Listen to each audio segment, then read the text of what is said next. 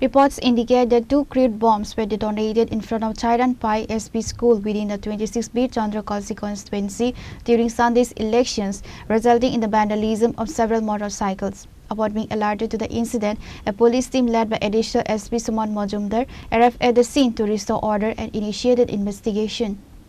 2 crude bombs were reportedly hurled in front of the Charan Pai SP school within the 26B Chandra Kalsi constituency, leading to the vandalism of several motorcycles. The incident has triggered high tension between BJP and Tripura Motor supporters. To bring the situation under control, a large police contingent led by Additional SP Suman Majumdar rushed to spot.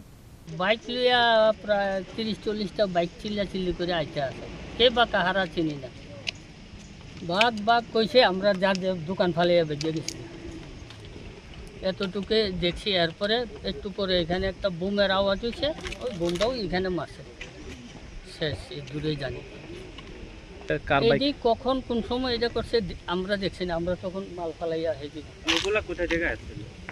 Local তো না, এখানে vote নেই, সব যারা আইসে vote নিয়ে আসে, এমন কোনো আলাদা লোক দেখছে না।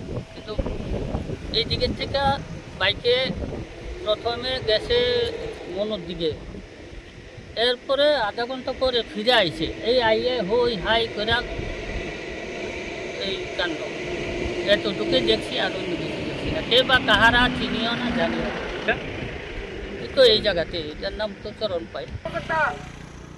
हम आपको वार्न कर रहे हैं, अभी ये जगह खाली कर दे तुरंत।